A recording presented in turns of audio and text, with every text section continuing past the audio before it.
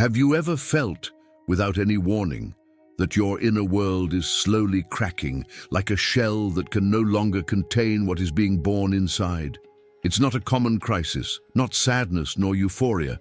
It's something deeper, more real, more ancient. It's as if the life you've lived until now was just an echo, and suddenly a forgotten voice begins to speak to you from the center of your soul. It doesn't shout, it doesn't demand, but its resonance transforms everything. It's that voice that doesn't fall silent until you listen, that doesn't fade until you follow it, even though you don't yet know where it will lead. That feeling that something is calling you, nameless and formless, but with a certainty that defies all logic. That is the beginning, the silent start of what many traditions have called spiritual awakening. It's not a modern phenomenon, nor a personal growth trend. It's a millennia-old journey, carved into sacred temples, veiled in mystical manuscripts, lived in secret by those who dared to look beyond the veil. Awakening doesn't mean learning something new, but remembering something essential. It's the return to a truth that was always within you, but that the noise of the world had silenced.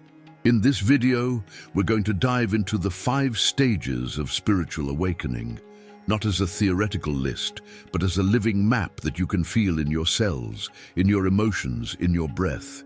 Jonathan, the silent seeker in this story, represents millions of souls who today feel that something invisible is guiding them back home. His journey is also ours, because although the details vary, the path is universal. Perhaps you've already felt some of these signs. Perhaps you, without knowing it, have already begun to awaken. If this vibration resonates with you, if you've felt the call, I invite you to subscribe to this channel. Here, we explore together the hidden dimensions of the soul, the mysteries of consciousness, the truths that only the heart can understand. Your journey is not alone. There are many of us awakening at the same time, and sharing this path is also part of the process. Give it a like if something inside you sparked, and stay until the end, because this video isn't just to inform you. It's a mirror to remind you. The first threshold Jonathan crossed in his awakening wasn't a mystical experience or a moment of sudden clarity. It was a rupture. The life he knew began to collapse without warning. Projects that once motivated him lost meaning, friendships drifted away, and a profound sense of emptiness took over his days. He didn't understand what was happening, but deep down, he knew it wasn't simply sadness. It was as if something else was unfolding behind the curtain of his everyday reality. This phase, described by mystics like St. John of the Cross as the dark night of the soul, is one of the most painful and necessary. It's not a punishment, but a radical cleansing of the soul. Everything that isn't authentic begins to unravel. And yes, it hurts. It hurts to let go of the image you built of yourself. It hurts to watch the familiar fade away. But that pain is sacred. It's the crucible in which the old self begins to die to make way for something more real. Jonathan found himself walking through the city, but he felt like a stranger. Conversations, commitments, even his hobbies seemed foreign. One morning, while watching the reflection of light on a window, something pierced through him. It wasn't a phrase or a vision. It was a certainty. This can't be all. There has to be more. He didn't know where that thought came from, but he couldn't ignore it. That was the second threshold, the inner call. The call isn't an external voice. It doesn't come with clear instructions or guarantees. It's a silent restlessness, a burning question. Who am I really? Why am I here? Jonathan began reading books that had never interested him before. He felt an inexplicable attraction to ancient teachings, spiritual practices, symbols that suddenly felt familiar. Synchronicities began to multiply. He dreamed of luminous figures, felt chills when hearing certain words, and a new sensitivity emerged in him, as if a hidden radar had been activated. Despite the enthusiasm, doubts also arose. Was he losing his mind? Was he isolating himself? But every time he tried to return to his old life, something inside stopped him, as if an invisible force pushed him forward toward the unknown. It wasn't a conscious choice, it was a surrender. Jonathan understood that the call isn't negotiated, it's only answered. And by answering, he began the third stage, the expansion of consciousness. Suddenly, the boundaries between him and the world began to blur. He walked through the park and felt the trees speaking to him. He listened to a song and cried without knowing why. He hugged someone and sensed their pain, even if no one mentioned it. Everything became more vibrant, more profound, more connected. He was no longer just Jonathan, the individual. He was a spark of the whole. This expansion wasn't permanent. It had its ups and downs. There were days of clarity and others of confusion. But one thing was certain. He could no longer go back. Each experience showed him that the reality he knew was just a superficial layer. Behind everything, there was a luminous web holding the universe together, and he was part of it. One night, while meditating, he felt his body disappear. There was no fear, only peace, an immense, boundless peace. He felt he was light, not a light that is seen, but a light that is. And in that moment, he understood that awakening isn't a goal, it's a way of being. That night didn't last forever, but it left an eternal mark. These first three stages, the dark night, the inner call, and the expansion of consciousness, form the foundation of the spiritual journey. They're like the birth, childhood, and adolescence of the soul. Painful, yes, chaotic, often, but deeply necessary. Because without rupture, there's no emptiness. Without emptiness, there's no space. And without space, there's no transformation. Jonathan didn't yet know it, but the most important thing wasn't what he was discovering, but who he was becoming. After experiencing the expansion of consciousness, Jonathan found himself in new territory. It was no longer the initial chaos, but not a constant state of clarity either. It was a subtle transition, as if life were now inviting him to something deeper, to embody what he had discovered. Thus, he entered the fourth stage of spiritual awakening, integration. And this, though quiet, is one of the most challenging. Integration isn't about repeating mantras or isolating oneself from the world. It's about returning to the world with a new gaze. It's about applying the wisdom gained in moments of chaos to ordinary circumstances. Jonathan realized that it wasn't enough to have glimpses of unity if, upon returning to his routine, he fell back into the same patterns of judgment, anxiety, or disconnection. So he began to pay attention to the small things, how he responded to conflicts, how he related to his body, what kind of thoughts he nurtured each morning. At first, he longed to return to the states of expansion. He missed that feeling of total connection. But little by little, he understood that wasn't the goal.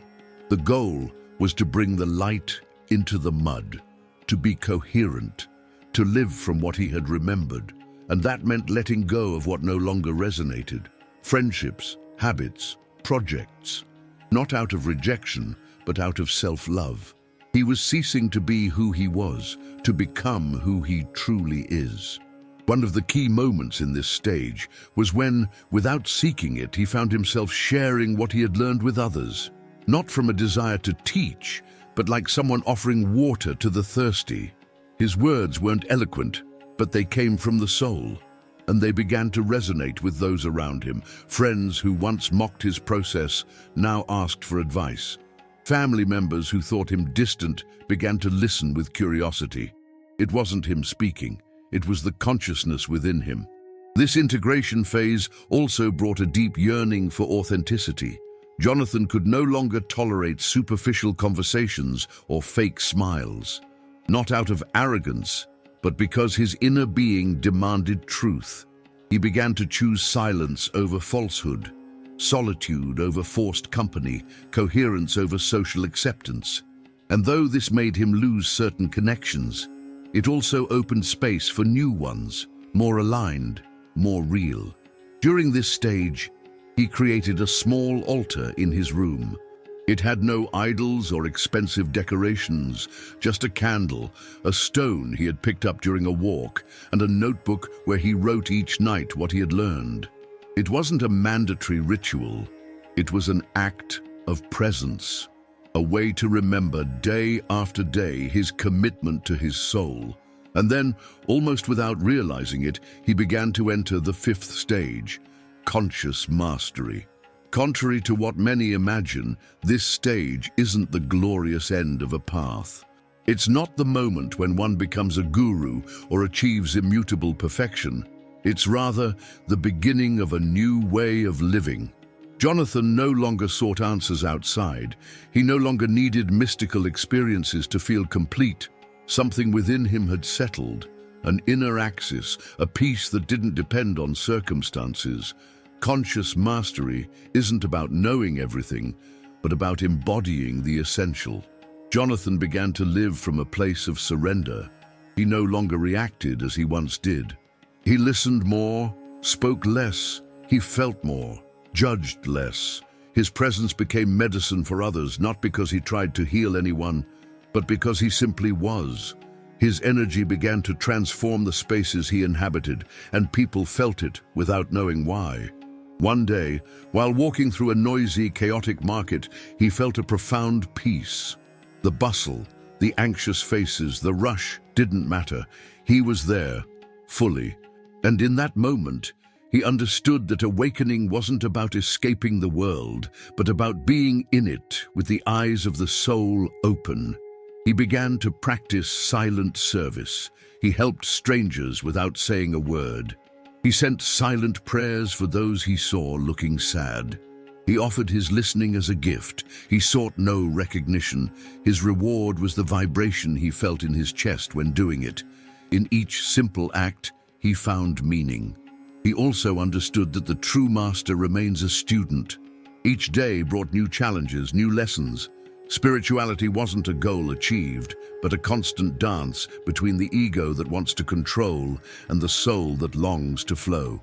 Some days were light, others intense, but all were sacred. In this stage, Jonathan stopped defining himself. He was no longer spiritual, seeker, or even awake. He was simply a conscious human being, committed to living from love. His identity wasn't in his story or his achievements. It was in his presence, in how he breathed, in how he looked, in how he loved. Conscious mastery is a way of being. It's not preached, it's embodied. And that, more than any words, transforms. Jonathan used to gaze at the sky at dawn. He wasn't seeking answers. He was simply grateful. Each color, each cloud, each ray of sun was a reminder of the essential. He had learned to see the sacred in the ordinary. He no longer needed extraordinary signs. Everything was a sign. Everything was a path. These 5 stages, dark night, inner call, expansion of consciousness, integration and mastery, are not linear. They're spirals. You can live several at once or return to an earlier one with greater depth. There are no hierarchies, there's no rush. There's only truth. And truth doesn't impose itself, it reveals itself. Jonathan's journey didn't end with the 5th stage. In fact, it was just beginning. Because awakening isn't about arriving at a place, but about remembering every day who you are and living from there. And in that remembering, helping others to remember too. True awakening isn't an isolated event or a spiritual goal reached like summiting a mountain.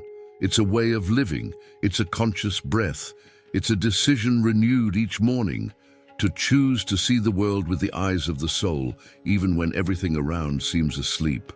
Jonathan understood this, not by reading a book or hearing an external teaching, but in the small moments, when he chose silence over judgment, when he held someone's hand without words, when he accepted not having all the answers but kept walking with an open heart. Awakening then isn't the conquest of a peak, but the opening to a depth. It's the constant return to the center, to that inner space where truth lives without adornment, where the ego cannot manipulate, where the soul remembers effortlessly. And though each stage brings its own challenges, They all form part of the same symphony. You cannot avoid the dark night if you wish to see the light. You cannot hear the call if you don't empty yourself first. You cannot expand if you don't break. You cannot integrate if you haven't explored. You cannot live in mastery if you haven't embodied your truth. Jonathan, like you, is not a chosen one. He's not a special being set apart from the rest. He's a reflection, a reminder of what we all are when we stop resisting and start surrendering to the mystery. Every person you see, every story you hear, every soul you cross paths with is in some stage of this journey. Some are still asleep, others have just fallen, some are being reborn. But all, without exception, are part of this cosmic dance of awakening. So how do you know which stage you're in? The answer isn't in a list or an external comparison. It's in your body, in your emotions, in your energy. Do you feel everything collapsing and nothing makes sense? You may be in the dark night. Do you feel an inexplicable longing for something more? Perhaps you're answering the call. Do you sense an expansion in your perception and sensitivity? You're in the opening. Are you changing your life from within, quietly with awareness? You're integrating. Have you stopped seeking and simply serve love? Maybe you're embodying mastery, but remember, these stages aren't straight lines. They're spirals. They're waves. You can return to a phase you thought you'd overcome, only to live it from a deeper place. And that's also part of the path. There's no mistake, no regression. There's only evolution. The important thing isn't to arrive, but to remain present. It's not about proving anything, but living in coherence. It's not about impressing anyone, but being faithful to what burns within you. Because in the end, spiritual awakening isn't about flying, but about rooting. It's not about escaping matter, but illuminating it from within. It's not about ceasing to be human, but about being fully human with an awake soul. And maybe, if you look closely, you'll discover that you've been awakening for a long time. That pain you didn't understand, that loss that seemed unfair, that question that repeated in your dreams, they were signs. Each tear you shed, each loneliness you traversed, each silence you chose, they were steps. Each small act of love you gave, even without knowing why, was an affirmation of your highest truth. Awakening doesn't mean stopping falling. It means falling with awareness, falling knowing that the ground is also part of the sky. It means crying without fear of breaking, because you know each crack lets in more light. It means loving without conditions, even when unreciprocated, because your love no longer seeks to fill a void, but to express a fullness. So, if this message resonates with you, don't take it as someone else's revelation, but as a mirror. Because if you're here, if you've reached this point, it's not by chance. It's because your soul already knew. It's because this truth isn't new to you. It's ancient. It's yours. It was just asleep, and now it's up to you to choose. Not to choose an external path, a belief, or a role. To choose to live awake. To choose to remember. To choose to see life as what it truly is. A temple. Each conversation, a prayer. Each mistake, a teacher. Each day, an initiation. The world needs more awake souls, not to change it through imposition, but to hold it from the light. Not to shout their truth, but to live it in silence. Not to build a new religion, but to embody a living, free, present spirituality. And that begins with you. So the question is no longer which stage you're in. The real question is, are you willing to live from the soul, here and now? Because if the answer is yes, then you're already awake. And that simple yes, that deep, silent yes without applause, changes the world. Now, if you felt something move within you while watching this video, if some part resonated, as if you already knew it, though you didn't remember, I invite you to stay with us. This channel isn't just a content space. It's a living network of awake souls.